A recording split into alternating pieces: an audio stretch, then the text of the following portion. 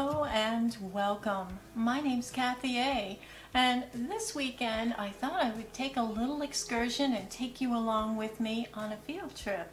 I know I usually do makeup oriented videos, but every now and then I think because as we learned this past year, makeup isn't everything. There's a lot of things in life that make it far more interesting. And I took a little day trip on Saturday to a very interesting location just south of the New Hampshire border in a little town called Methuen, Massachusetts, is a most unique cemetery.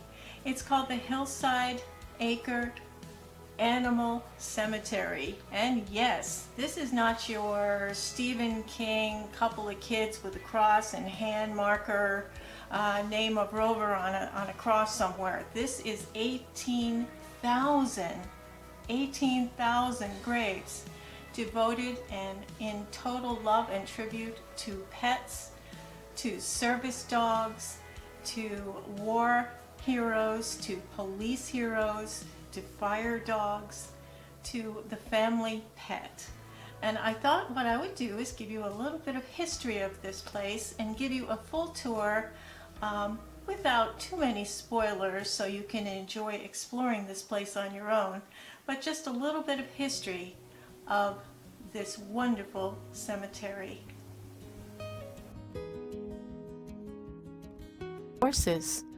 No one worked harder on the farm or in life than the faithful horse. They were used as main transportation. They pulled carts and heavy loads and helped with a plethora of duties. Once the automobile was introduced in the 1920s and mechanical farm equipment, horses were rendered less and less useful and were soon sent to the slaughterhouse to become meat. Mrs. Harriet Nevins of Methuen, Massachusetts, was quite concerned and an animal activist of her day. In 1917, she donated her properties and her land upon her death to the MSPCA. She also donated an ambulance for horses because she was very concerned about the plight of the horses, and she gave a $5,000 grant so that horses could come and retire instead of being sent to slaughter, and cows and sheep, chickens, pigs, and goats could come and live, and a rescue shelter was soon built. And then from there, an adoption center for dogs and cats and rabbits and birds and mice and rats. You could get puppies and senior dogs and a plethora of other types of animals. They soon became a veterinary hospital, a non-profit where no animal is turned away, even if the owner cannot pay for the surgeries. Here, thousands of dogs and cats and other animals are saved. The cemetery.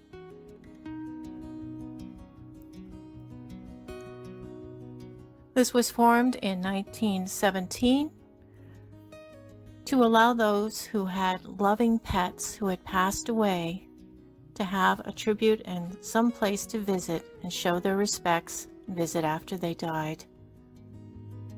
Pets are such a huge part of our lives, and they show unconditional love. So a burial ground made just for pets seemed the perfect thing.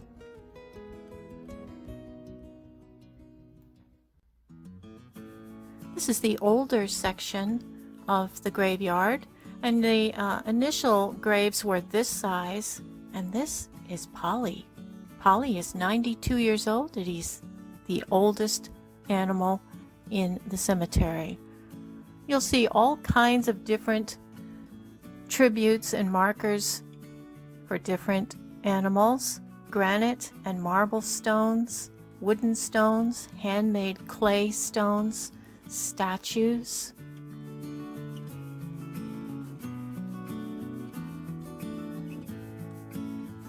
It looks like a people cemetery, but it's a very, very special place. We saw several visitors when we were here on Saturday. People really loved their dogs and their cats and their horses and their mice and their birds. Now, some animals you'll see have kerchiefs on, and that is from a lady who takes a weekly walk through the cemetery. She puts scarves on the dogs at winter time so that, she said, to keep them warm in the winter.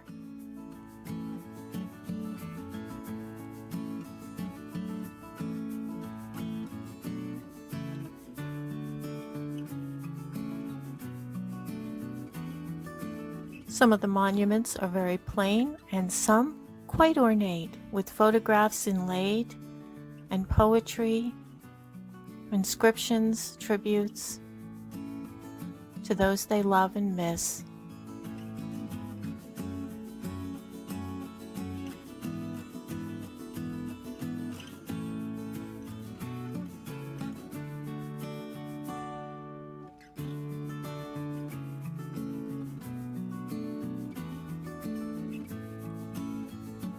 Religious statues and statues of St. Francis of Assisi are very dominant around.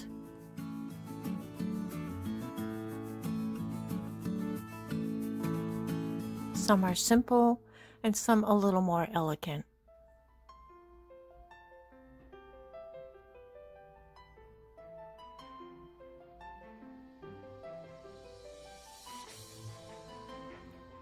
Some of these lanterns glow at night.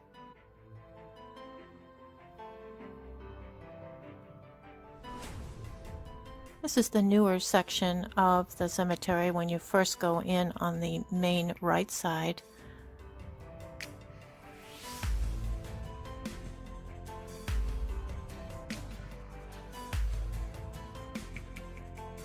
And in some cases, the lichen has sort of taken over the stones, and the elements have caused a bit of ravage to some of the older stones, especially.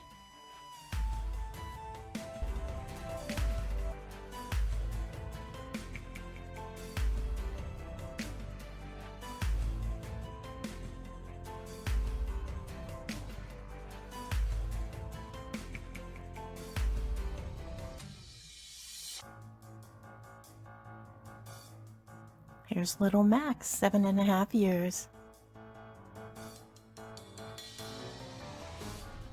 And you see religious symbols on some of the graves as well. There's a variety of religious sayings on some of the graves of various faiths.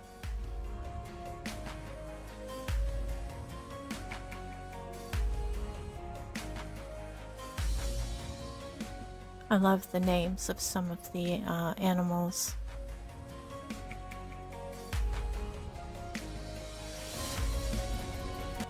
There's Winston. And Good Boy. You see Good Boy a lot on the different stones. There's a military one. A very well-loved kitty.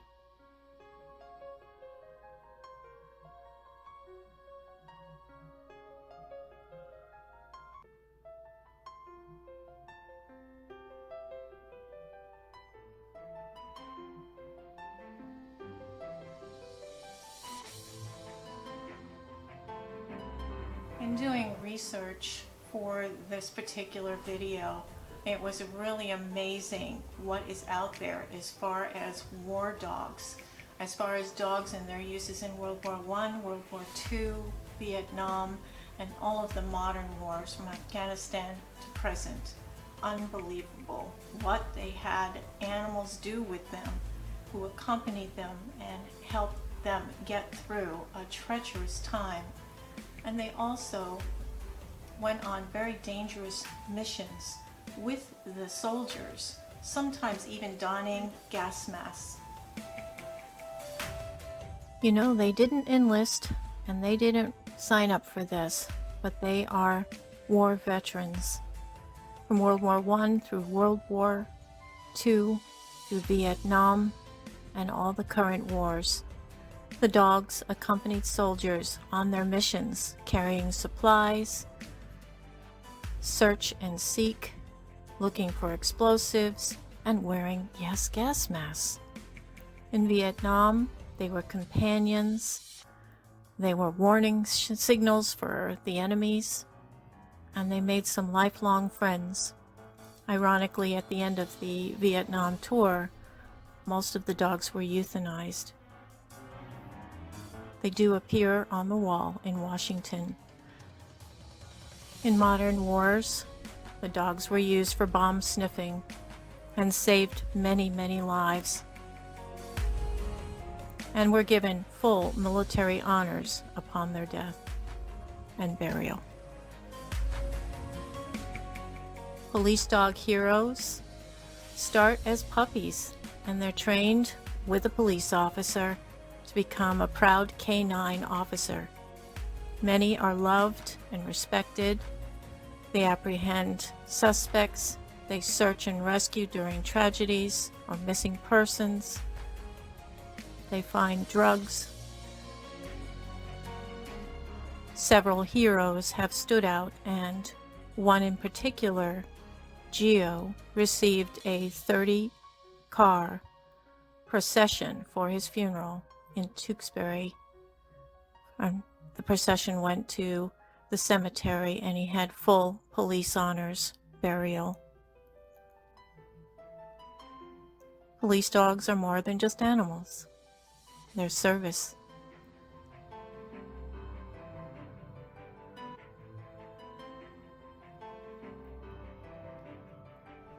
There is no rhyme or reason to the burials, and some of the older graves are mixed in with the new ones. Different faiths are mixed together. Different dogs, different animals.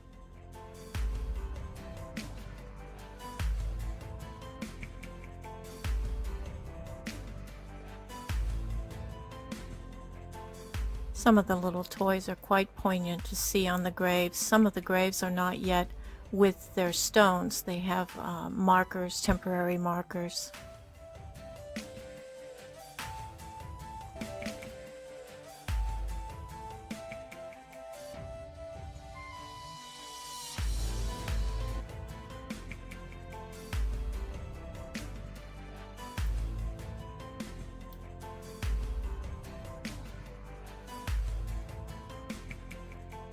It's quite a vast 4-acre grouping of land, and it's filling up quickly.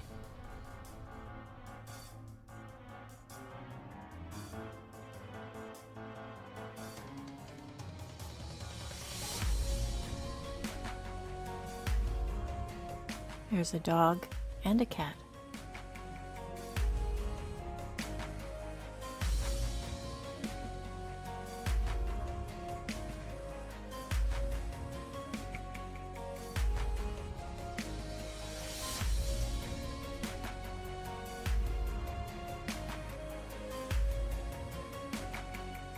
And this says it all, doesn't it?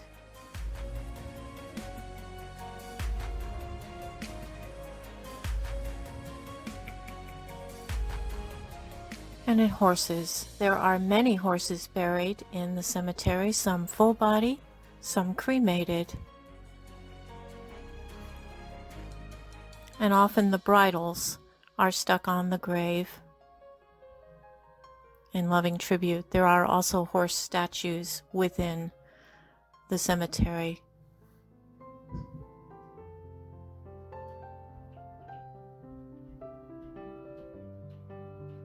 It's beautiful. He has some lanterns for night, solar lanterns that go off. Chief. And some of the decorations are quite simple but touching. Here's a fire dog.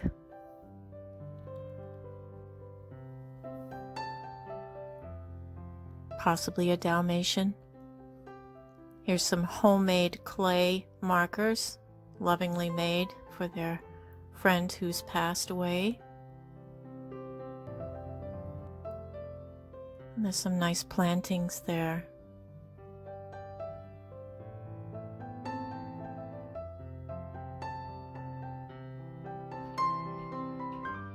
It's really quite an amazing assortment of tribute stones.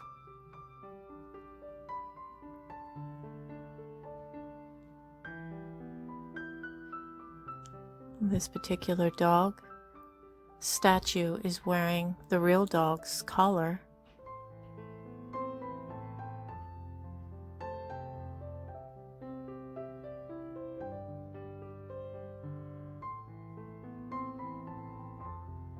Our babies. Aww.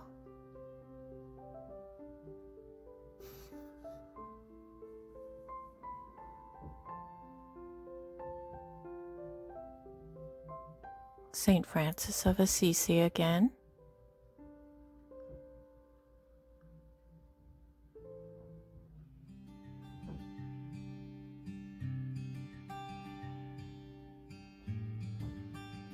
Oh, and a little toy left for Pretzel Sexton.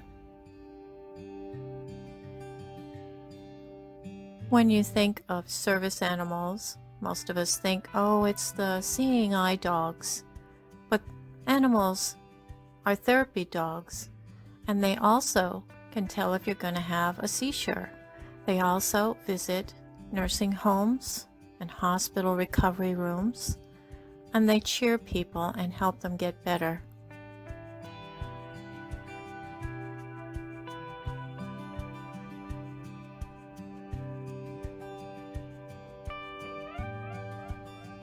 This is actually a grave for Charlie Brown and Mrs. Brown. They're monkeys.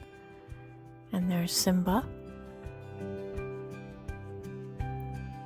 These temporary markers are until the stones are in place, and you can see how large the plots are side by side.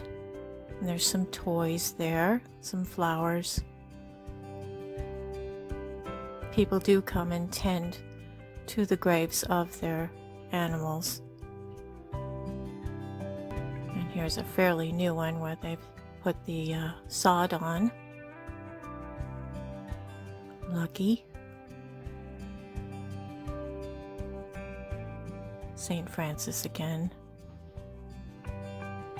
I love the little angel dog statues, so sweet.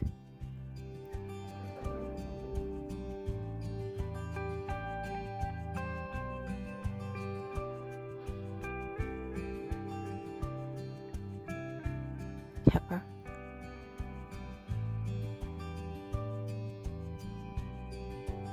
There's a beautiful portrait and a beautiful etching of these two dogs. Double hearts for these. There's a rainbow bridge.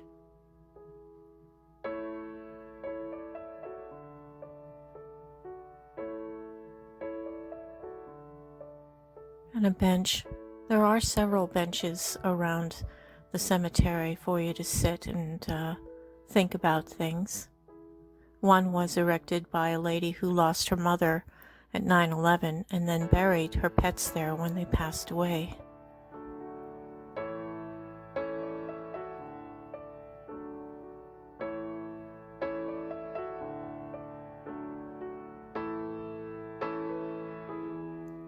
It costs about $700 to have your pet interred here. It includes the grave and perpetual care. And most wonderful is all of the toys people leave for their pets. That person, I think, left every toy for their pet that they played with in life. And this one has decided to have a picture of himself with his dog. And he has a second dog up in the corner. See, very well done.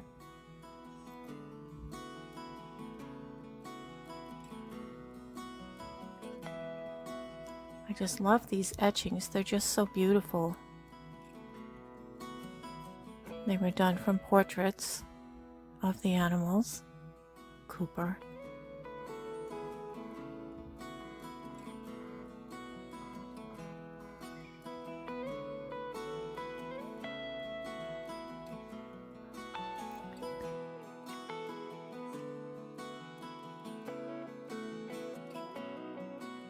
One of the most heartwarming things I found about this cemetery was the feeling of total love and devotion and loss that people felt when their pets passed away.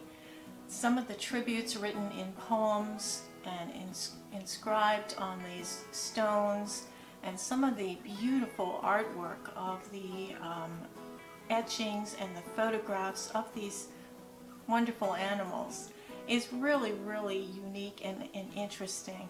And I think you'd really enjoy a visit here.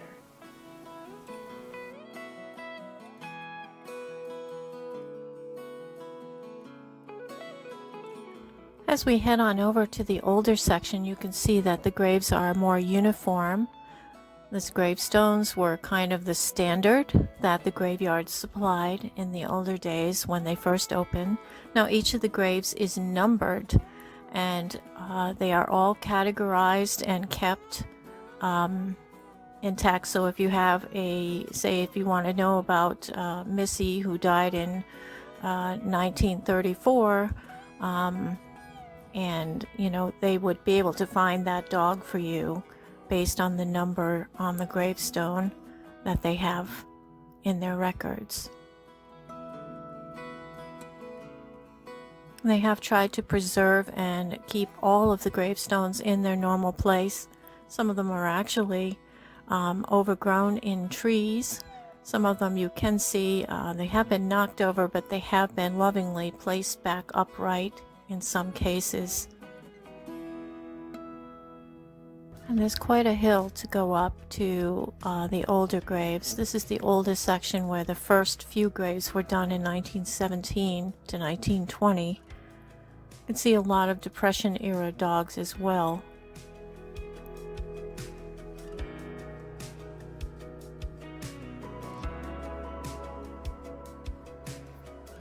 It's almost overwhelming how many different graves there are, how many different sayings and names.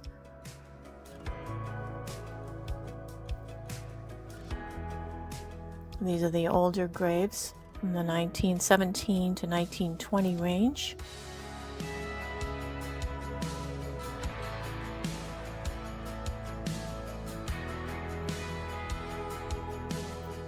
That's me kind of gimpy going up the hill. Having trouble walking up the hill. It's really quite pleasant and peaceful up on this hill though. It's really quite beautiful.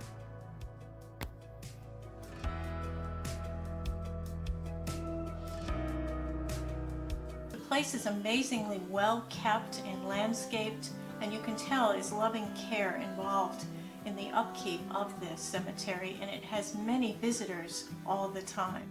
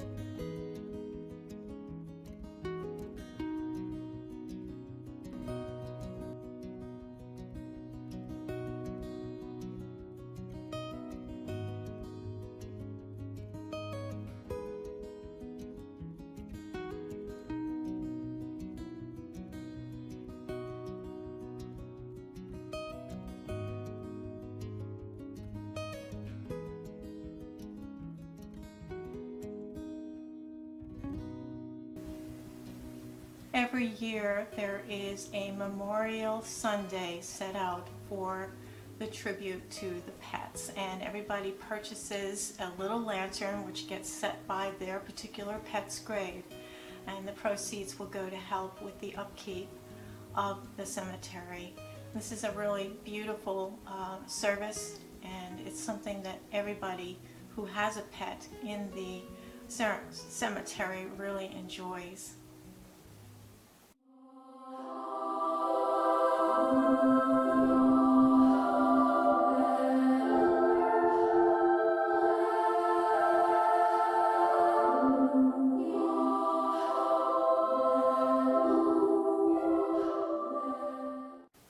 Legislation was passed recently where human remains may be interred with their pets, and this is only legal in 4 of the 50 states here in the US, which is kind of an interesting thing.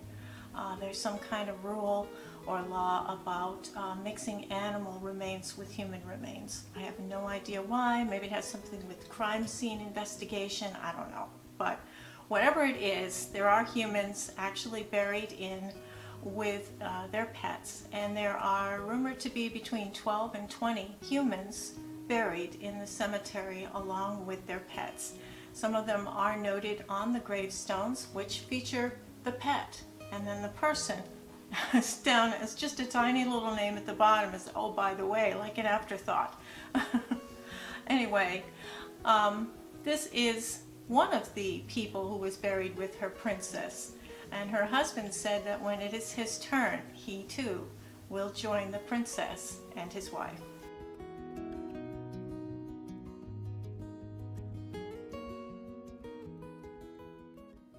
So I hope that you have enjoyed today's video all about the Hillside Acre Animal Cemetery, and thank you to Mrs. Harriet Nevins for her generous contribution of land and buildings to the MSPCA so that they are able to continue their fine work as both a veterinary hospital, a shelter, an adoption center for all types of animals, and of course, the cemetery.